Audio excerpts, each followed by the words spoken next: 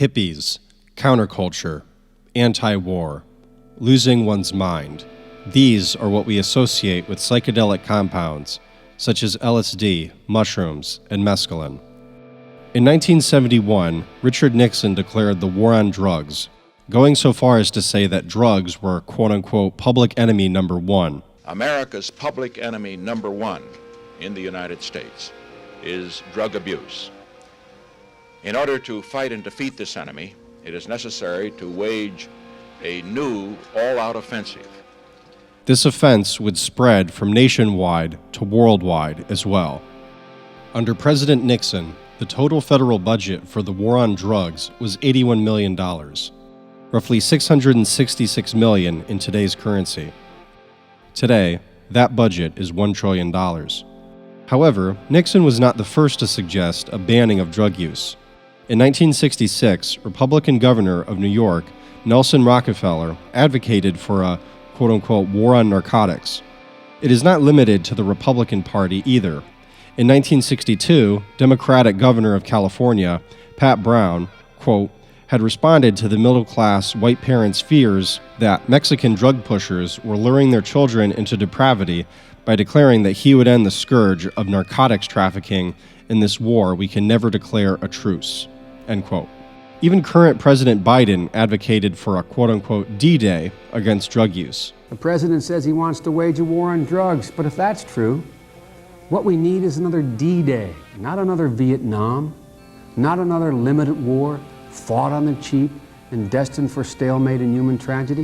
In 1954, Eisenhower's Attorney General advocated for extended prison sentences for heroin and marijuana use in a quote-unquote war on narcotics. Like many other cases of American domestic and foreign policy, declaring war on something doesn't necessarily render a victorious outcome. Nixon's attitudes were nothing new, but neither were the fears and fascinations of the American public at the time. The counterculture that protested the Vietnam War was hand in hand with drug culture. According to Nixon, quote, those who use drugs are also those in the vanguard of anti-American protest, when referring to the Beatles' influence on the counterculture. Nixon did not envision the policies that would come after him.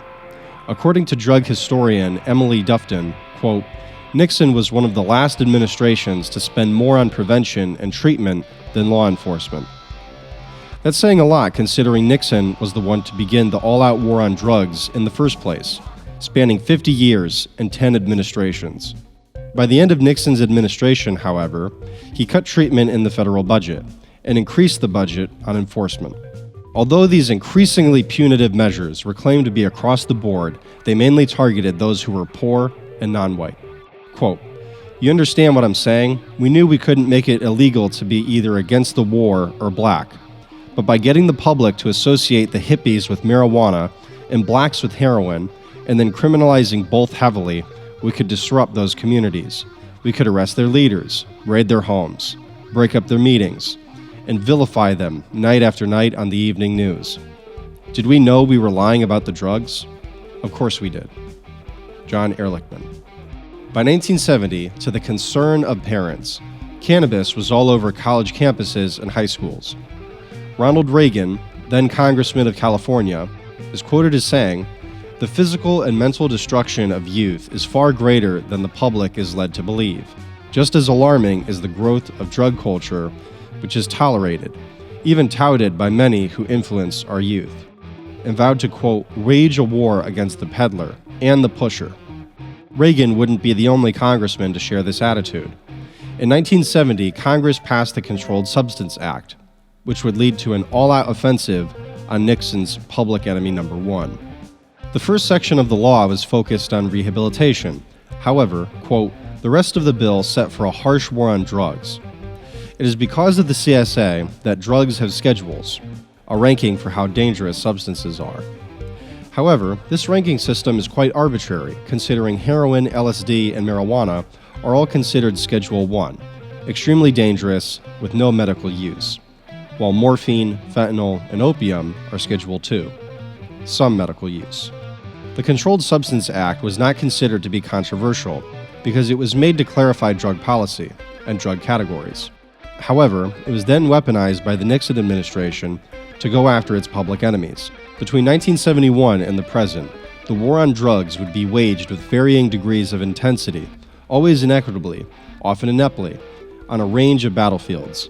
Psychedelics have a controversial history. Some argue they spark mental illness, while today's studies find that they are a shortcut for quitting alcoholism, nicotine addiction, and perhaps even a glimpse of spiritual enlightenment.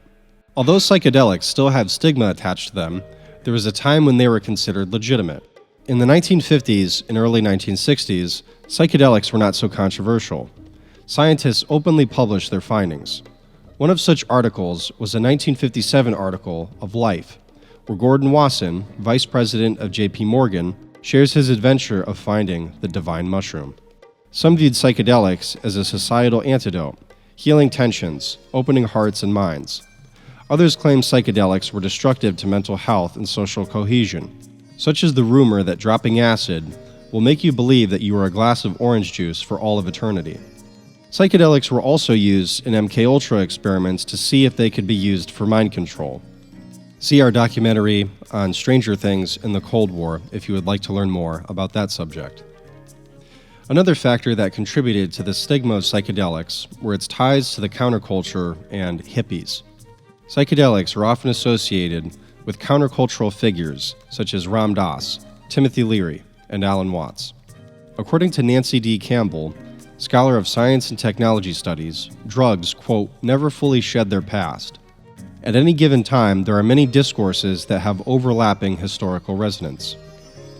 Championing psychedelic use became more controversial as access became more limited in the 60s. A black market emerged, and scientists feared this would harm their ability to do research. Some argued for legitimate commercial use, while others for medicinal use. The appropriate use of psychedelics in a clinical setting were also debated. Even psychiatrists who saw the value in psychedelic-assisted therapy questioned the role and implementation of such treatment. However, these debates would further intensify the divide on psychedelic science in the 60s. Quote, the idea that therapy could induce terror or that patients were overly vulnerable to the suggestions of therapists in a state of altered consciousness ran counter to the contemporary social and political discourses of civil rights, patient rights, and the changing power dynamics of the therapeutic relationship. A great many therapists believe this approach was simply unethical and demonstrative of the abuses psychedelic therapy could produce. Some therapists also used LSD to, quote-unquote, treat the, quote-unquote, pathology of homosexuality in hopes of transforming the patient's same-sex desires. This approach, too, raised a good deal of controversy, especially among more politically progressive therapists. Psychedelics had not only scientific and social implications, but political and spiritual ones as well. There are a number of reports where people attribute psychedelics to quitting their alcoholism.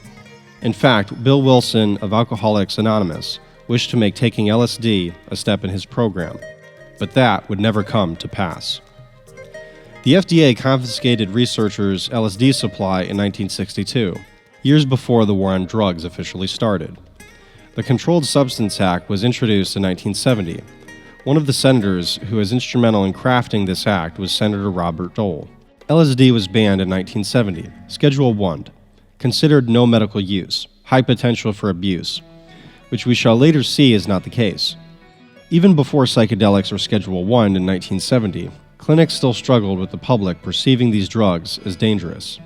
It was claimed that psychedelics caused birth defects, chromosomal damage, psychotic episodes, and even blindness by staring into the sun for too long.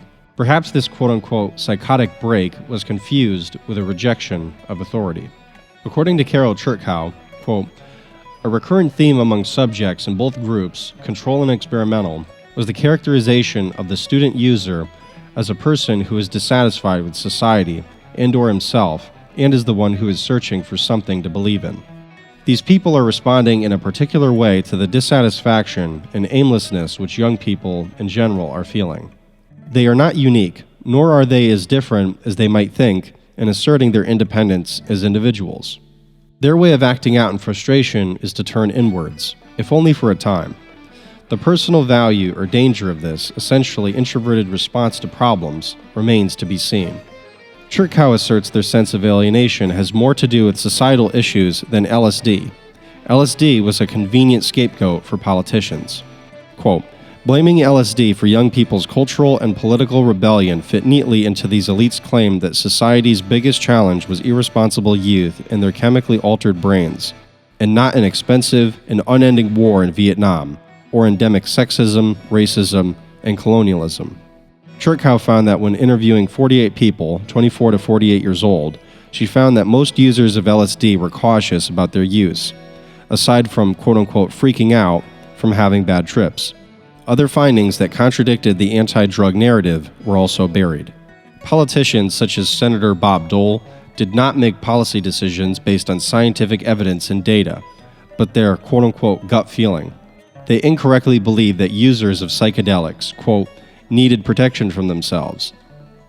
Empirical studies of users' attitudes were not decisive in shaping political beliefs in the 1960s. When speaking of MDMA in 1985, psychedelic researcher Sidney Cohen noted that, quote, history repeats itself, but nowadays it repeats itself incessantly. Quote, one does not have to wait a century to witness a mindless repetition of what should have been learned from past events. The problem was not the substance themselves, but the way they were perceived by the public. Proper research into psychedelics has to take place in order to move forward.